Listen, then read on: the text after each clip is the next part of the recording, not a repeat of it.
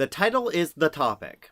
This is a response video to 25 invisible benefits of gaming while male posted on Feminist Frequency. The video is based on an article written on Polygon by Jonathan McIntosh. By the end of my review, you will understand why I call this hidden agenda.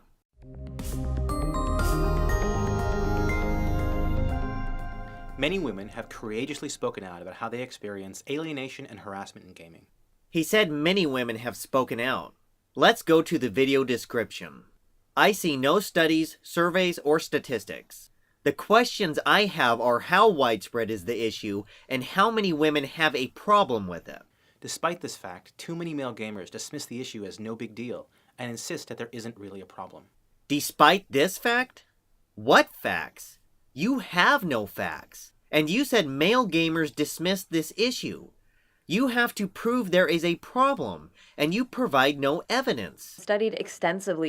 How are you proving men are privileged? One of the luxuries of being a member of a privileged group is that the benefits afforded to us often remain invisible to us. Are they invisible to us because this issue is not as bad as you lead us to believe? If it's as bad as you claim, where is your evidence?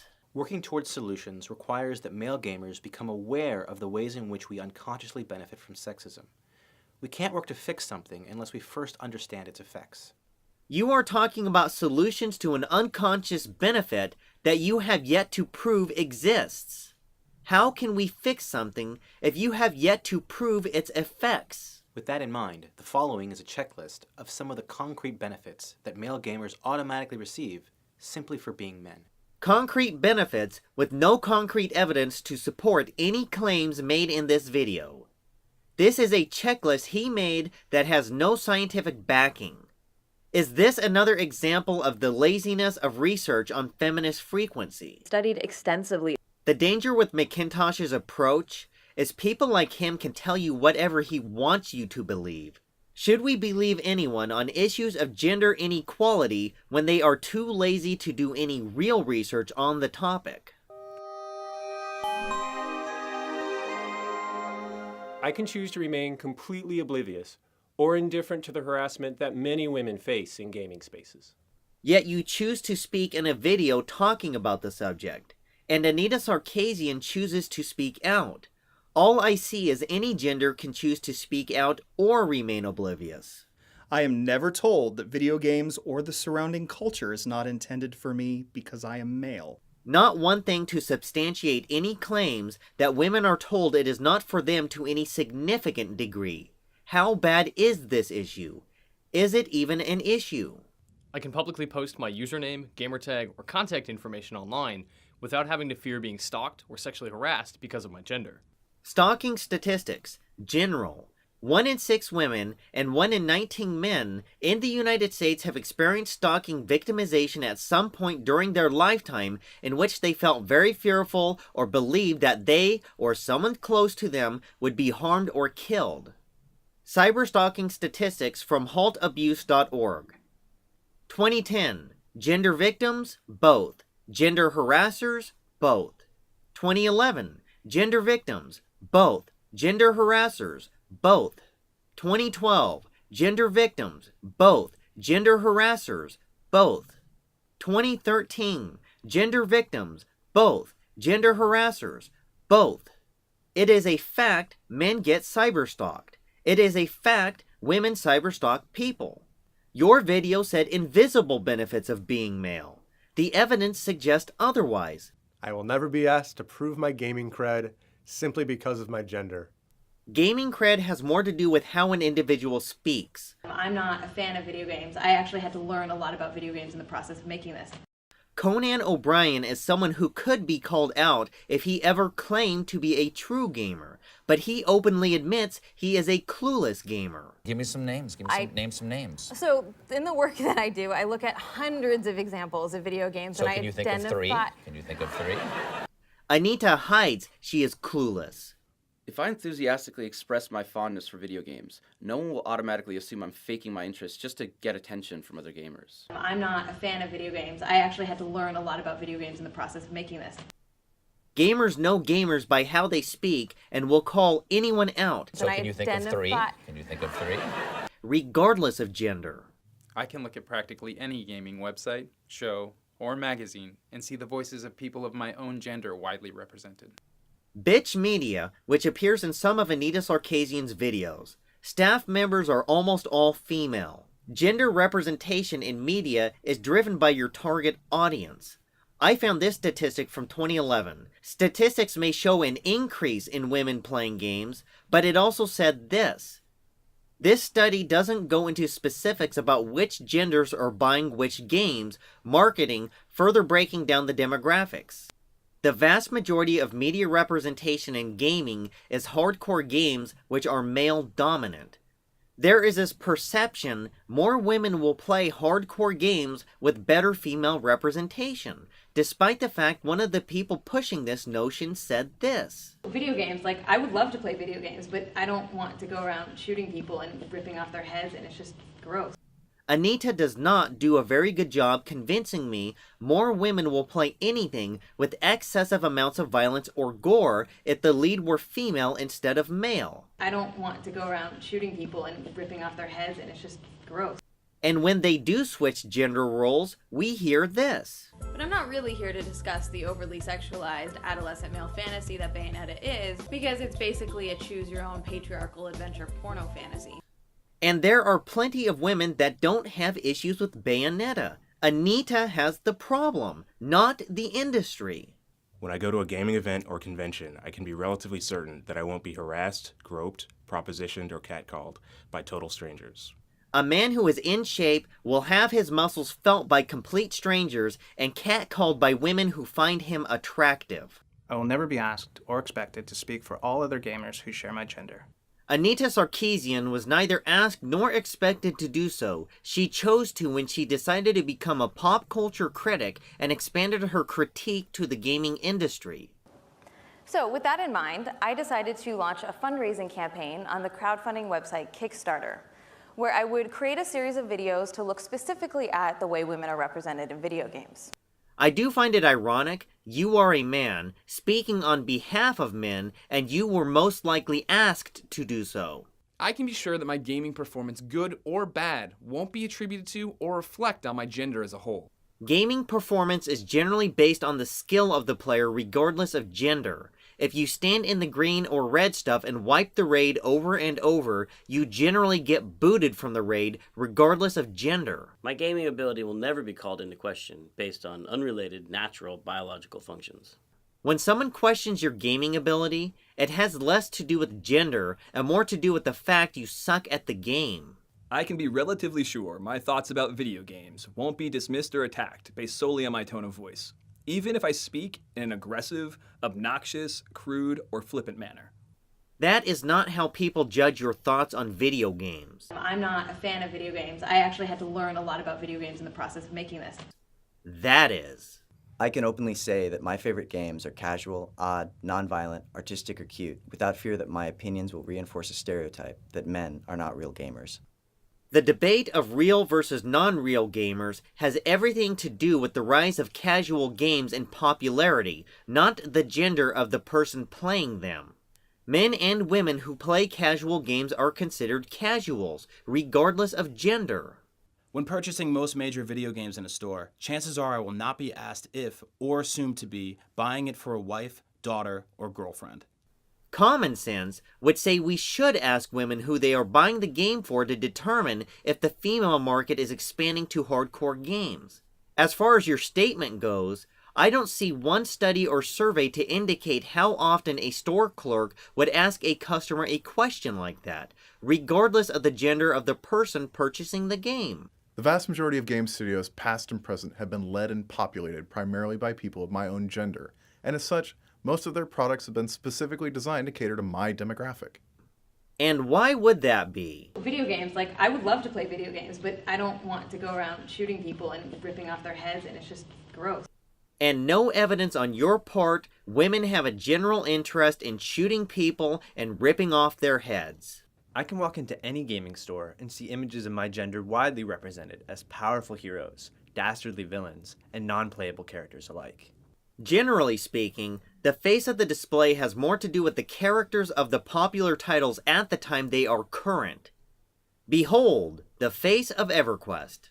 And Anita herself said this. But I'm not really here to discuss the overly sexualized adolescent male fantasy that Bayonetta is, but rather talk about part of the game's marketing strategy. To advertise the release of the game, its marketing company placed 2 6-foot-long banners in Shinjuku Station in Tokyo. Instead of being at least a little bit outraged by this, bloggers all over the internet were celebrating this as an innovative and successful ad campaign. And if gender representation holds women back from pursuing something that interests them, why do statistics show an increase in female gamers? I will almost always have the option to play a character of my gender, as most protagonists or heroes will be male by default. I would agree that more female leads would not necessarily be a bad thing, but you have yet to convince me more women would play the kind of games generally associated with lead male characters. Video games, like, I would love to play video games, but I don't want to go around shooting people and ripping off their heads, and it's just gross.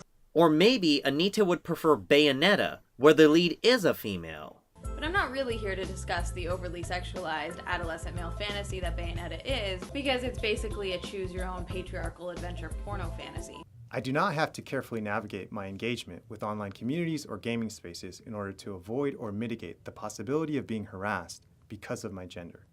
Overall, men are somewhat more likely than women to experience at least one of the elements of online harassment, 44% versus 37%. In terms of specific experiences, men are more likely than women to encounter name-calling, embarrassment, and physical threats. The statistics show that gender does affect the type of harassment one will receive, as women are more prone to be stalked, but men get stalked as well. I probably never think about hiding my real-life gender online through my gamer name, my avatar choice, or by muting voice chat, out of fear of harassment resulting from my being male. Harassment for being male. Do you even lift weights? Grow a pair of balls. My dad can kick your dad's ass. Suck it up and stop being such a wuss. These are the less vulgar insults. The type of harassment you receive is in part determined by gender, but gender does not make you immune to harassment. When I enter an online game, I can be relatively sure I won't be attacked or harassed if and when my real-life gender is made public. A big problem I have with this video is there are a lot of assumptions on how bad it really is, and I've seen women prey on men in games. I knew a girl who milked real-life money out of a man through a game. An invisible benefit of being a female gamer is the ability to manipulate young men who are too naive to know better. If I am trash-talked or verbally berated while playing online, it will not be because I am male, nor will my gender be invoked as an insult. Plenty of insults are directed at men because they are men. Grow a pair of balls. You have a small dick. Go lift some weights. Have you been a man your whole life, or did you put on a costume for this video? While playing online with people I don't know, I won't be interrogated about the size and shape of my real-life body parts, nor will I be pressured to share intimate details about my sex life for the pleasure of other players. How big are your arms? How big is your dick? How many women have you banged? It may happen to women more often, but it does happen to men. Complete strangers generally do not send me unsolicited images of their genitalia or demand to see me naked on the basis of being a male gamer. Percent of teens who have sent or posted nude or semi-nude photos or videos of themselves. 22% of teen girls, 18% of teen boys. Percent of teens that sent sexually suggestive messages via text, email, or instant messaging. 37% of teen girls, 40% of teen boys. Statistics show teenagers of both genders send pictures of genitalia in some shape or form. And your claim on demanding to see people naked based on gender has nothing to prove it is only exclusive to one gender, as it could happen to both genders. In multiplayer games, I can be pretty sure that conversations between other players will not focus on speculation about my attractiveness or sexual availability in real life. What about in multiplayer games where someone gets to know you? A woman may speculate on your availability and looks if she is interested. There are a lot of implications in this video. Women don't treat men in similar manners. The extent and severity of treatment varies, but it goes both ways. If I choose to point out sexism in gaming, my observations will not be seen as self-serving, and will therefore be perceived as more credible and worthy of respect than those of my female counterparts, even if they are saying the exact same thing. Trade chat is run by a female. She is talking about sexism in gaming. Hello interwebs, and thanks for tuning into Trade Chat. My name's Panzer, and today I'm going to be talking about some controversial things that have happened involving women in gaming in the past couple weeks. I will not claim trade chat's gender has never been an issue, but there is nothing wrong with women pointing out legitimate sexism in gaming.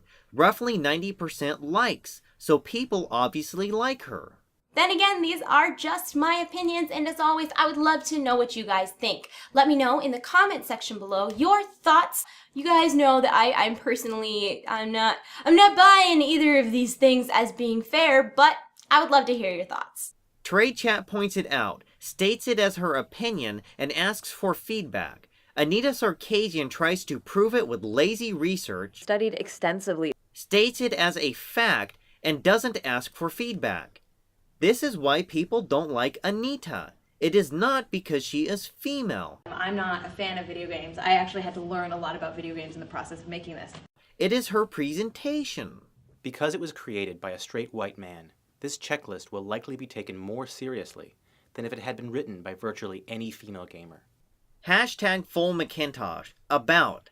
Hashtag Full Macintosh is a Twitter hashtag primarily used by the pro-Gamergate camp to mock various arguments put forth by pop culture critic Jonathan McIntosh and other social justice bloggers in the gaming world that they perceive as being illogical and absurd. McIntosh has a hashtag dedicated to him because some people don't take him seriously. Yet McIntosh claims that being a straight white man automatically makes him taken more seriously. Because it was created by a straight white man, this checklist will likely be taken more seriously. There is no invisible benefit if people don't like you.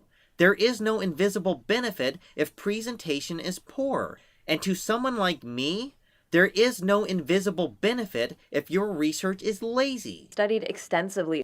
And to say lazy is an overstatement, as there isn't even any research. The first 23 invisible benefits were designed to make men feel guilty about their privilege and feel sorry for women. Then the last 2 invisible benefits were crafted to defend female critics of sexism in gaming. I'm going to replay the last 2 clips and want everyone watching to think to themselves, are they trying to defend Anita Sarkeesian? If I choose to point out sexism in gaming, my observations will not be seen as self-serving, and will therefore be perceived as more credible and worthy of respect than those of my female counterparts, even if they are saying the exact same thing. Because it was created by a straight white man, this checklist will likely be taken more seriously than if it had been written by virtually any female gamer. McIntosh provides no studies, surveys, or any form of research to validate anything in this list. Some of the items on this list are factually inaccurate if you look at actual research. Anita Sarkeesian receives a lot of harassment and hate, yet trade chat seems to have a lot of popularity, even when talking about sexism in gaming. And both are females. It all led up to McIntosh himself implying we should take Anita more seriously despite her being female. Is this list of invisible benefits a guise to defend Anita Sarkeesian? Because it was created by a straight white man, this checklist will likely be taken more seriously. And this list does nothing to defend or validate her work. These benefits should not be reserved for men. What benefits? Most of these items have no facts to validate anything. This list is not meant to suggest that male gamers are always treated well. Sometimes we are bullied. Or subjected to online nastiness, but it's not based on or because of our gender. You just said men are harassed as well. If our gender does not prevent harassment, how can there be a claim we have invisible barriers based on our gender? This list is not meant to suggest that male gamers are always treated well. Sometimes we are bullied. Or subjected to online nastiness, but it's not based on or because of our gender. You never proved men never receive harassment due to gender. If any man has ever been harassed just because he is a man, you are factually inaccurate. In order to make change, first we need to acknowledge the problem. The only problem is the lack of research in this video, and the only change that is needed is for McIntosh to get off his ass and do some real research. And then we must take responsibility for it as a community. Harassment is the actions of a few within the gaming community, not the entire community. You just said everyone has to take responsibility for the actions of a few. So we can actively work together with people of all genders to dismantle the parts of gaming culture that perpetuate these imbalances. The only one perpetuating these imbalances are you men. You can't prove you have an invisible barrier without cross-referencing your experiences with women. And I see no women, only men. All people of all genders must be treated with respect and dignity. You are disrespecting men with this video. You want to hold all men accountable for the actions of a few by saying it is the fault of all men for having these methodological benefits. Together, we can make gaming better. Together, we will make gaming better. We can make gaming better, but this list is not the best way to go about it. This video is based on the article, Playing with Privilege, The Invisible Benefits of Gaming While Male. Opinion piece by Jonathan McIntosh. In the entire article, there are no studies, no surveys, no statistics, nothing to substantiate or prove anything he claims. It has 3 links that inspired it. Daily Effects of White Privilege, the Male Privilege Checklist, and Straight White Male, the lowest difficulty setting there is. None of these, from what I can see, are founded on anything scientific. The foundation for McIntosh's video are articles based on white privilege. White privilege is a way to demean white people just because they are white. White privilege ignores all other factors that lead to success, including intelligence, education level, and personal determination. The 25 Invisible Benefits of Gaming While Male is also a way to demean men. This ignores all other factors in gaming, such as personality, skill level, and personal determination.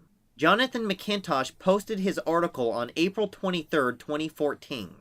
He joined Polygon on April 20th, last login April 27th, and only one post, no comments. Why should we believe he cares about gaming if he only joined Polygon to write one article and hasn't logged on since?